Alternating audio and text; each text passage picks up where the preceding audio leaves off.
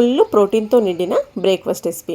కావాల్సినంత ప్రోటీన్ ఉంటుంది and fibre ఉంటుంది. డైజెషన్ అవ్వడానికి, గట్ హెల్త్కి, వెయిట్ లాస్లో ఉన్నవారికి, షుగరు, డయాబెటీసు అండ్ ఇంకా కొలెస్ట్రాల్ బాగా ఎక్కువ ఉన్నవారికి చాలా మంచి రెసిపీ. డైట్లో ఉన్నవారికి అయితే ది బెస్ట్ రెసిపీ అని చెప్తాను. సో మొత్తానికి చిన్న పిల్లల నుంచి ముసలివారి వరకు అందరూ తినొచ్చండి. ఇక్కడ వైట్ రైస్ అనేది వాడట్లేదు. మరి ఎక్కువ కాకుండా మార్నింగ్ ఒక్కటి తిన్నారంటే చాలు, కావాల్సినంత ప్రోటీన్స్ అయితే దొరుకుతాయి. మరి దీన్ని ఎలా చేసుకోవాలి ఏంటి అనేసి చూసేయండి. ఇక్కడ అరకప్పు పెసలు తీసుకున్నాను. 1 కప్పు నిండా మిలెట్ తీసుకున్నా. ఏ మిలెట్ అయినా తీసుకోవచ్చు. సామలు, కొర్రలు, ఊదులు, అండు కొర్రలు ఇలా చాలా రకాలుగా ఉంటాయి. వీటి ప్లేస్లో కావాలనుకుంటే రైస్లో ఉంటాయి కదా, వైట్ రైస్ కాకుండా రెడ్ రైసు, మట్టా రైసు ఇలా ఉంటాయి, అవి కూడా వేసుకోవచ్చు. 1/2 టీ స్పూను మెంతులు, 1 టీ స్పూను పచ్చిశనగపప్పు వేసుకున్నాను. నీళ్ళు వేసేసి 1కి 2 సార్లు బాగా నీట్గా కడిగేసుకుందాం. ఇలా చెయ్యి ఆడించుకుంటూ బాగా కడిగేసుకుంటే నీళ్ళు చూడండి ఎలాగొచ్చాయో. సో మిల్లెట్ని మనము కడిగే కొద్దీ ఇలాగే వస్తూనే ఉంటుంది, ఫ్రెష్గా అయితే రాదు. సో ఎందుకంటే ఫైబర్ ఎక్కువ ఉంటుంది. పాలిష్ అవ్వని బియ్యం తీసుకున్నాను నేను. పాలిష్ అయింది తీసుకుంటే ఫ్రెష్గా వస్తాయి కడిగినట్టు నీళ్ళు.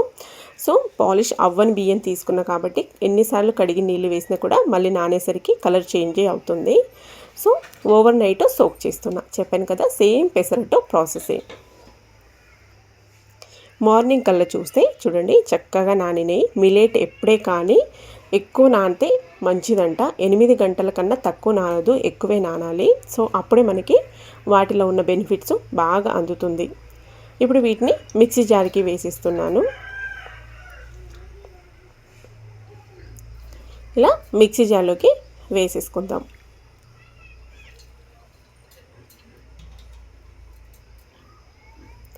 ఇందులో పచ్చిమిర్చి, అల్లము ఇలా కూడా వేసేసుకొని మిక్సీ పట్టేసుకోవచ్చు.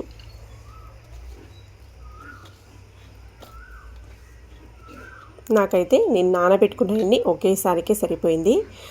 మీరు తీసుకున్న క్వాంటిటీ బట్టి 2 సార్లకు అవుతుందా, 3 సార్లకు అవుతుందా, ఆ విధంగా మిక్సీ పట్టుకోండి. ఈ బ్యాటర్ మళ్ళీ నెక్స్ట్ డే వేసుకుంటే బాగోదు. ఎందుకంటే మళ్ళీ డైజెషన్ అంటే గ్యాస్ట్రిక్ ప్రాబ్లం వస్తుంది. ఎప్పుడప్పుడే ఫ్రెష్గా వేసుకొని మనము రెసిపీ ప్రిపేర్ చేసుకోవాలి. ఇలా మొత్తం మిక్సీ పట్టేసుకోవాలి. చెప్పాను కదా, మిక్సీ పట్టుకునే టైంలో పచ్చిమిర్చి, అల్లము వేసుకొని మిక్సీ పట్టుకుంటే చాలా బాగుంటుంది, కొంచెం జీలకర్ర వేసుకొని. సో నా దగ్గర లేదు అనేసి నేను యాడ్ చేయలేదు. ఇలా మిక్సీ పట్టేసుకున్న బ్యాటర్ని కన్సిస్టెన్సీకి చూసుకొని రుచికి సరిపడా ఉప్పు వేసేసుకోవాలి. కన్సిస్టెన్సీ కొంచెం గట్టిగా అనిపిస్తుంది, కొన్ని నీళ్ళు యాడ్ చేస్తున్నా.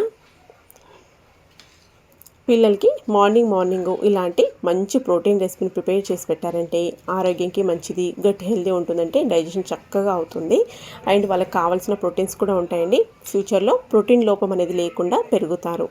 ఇలా వేడి దోశ పెనం మీద గరిటె పిండి వేసుకొని మనకి పల్చగా కావాలనుకుంటే అంటే క్రిస్పీగా కావాలి అనుకుంటే పల్చగా స్ప్రెడ్ చేసి ఫ్లేమ్ని సిమ్లో పెట్టేసి పెనాన్ని అడ్జస్ట్ చేసుకుంటూ కాల్చుకోవాలి. నేను ఇక్కడ పైన ఉల్లిపాయ ముక్కల్ని వేసేసి కొత్తిమీర తురుము వేసి కాలుస్తున్నాను. నచ్చితే నెయ్యి లేదంటే నూనె వేసుకోవచ్చు. సో చూసారు కదా, ఇలా మంచిగా కలర్ వచ్చి బాగా అన్ని సైడ్లు కాలిందంటే అదే పైకి సైడ్లు అనేది ఇలా లేస్తుంది. చూసారు కదా, క్రిస్పీ దోశ ఎప్పుడే కానీ ఒకే సైడ్ కాల్చుకుంటాము. దీన్ని ఇప్పుడు వేడిగా ప్లేట్లోకి సెట్ చేసేద్దాం. మళ్ళీ ఒకటి కూడా వేస్తూ ఉన్నాను. ఇది ప్లెయిన్గా కాలుస్తున్నాను, ఉల్లిపాయలు అవి ఏమీ వేయలేదు. సో పైన పిండి చక్కగా స్టీమ్ అవ్వాలి అనుకుంటే పైన మూత క్లోజ్ చేస్తే బాగుంటుంది. ఇలా లిడ్ క్లోజ్ చేసుకొని పెనాన్ని అడ్జస్ట్ చేసుకొని ఇలా బాగా కాల్చేసుకున్నామంటే చూడండి ప్లెయిన్గా మనకి ప్రోటీన్ దోశ రెడీ అయిపోయింది.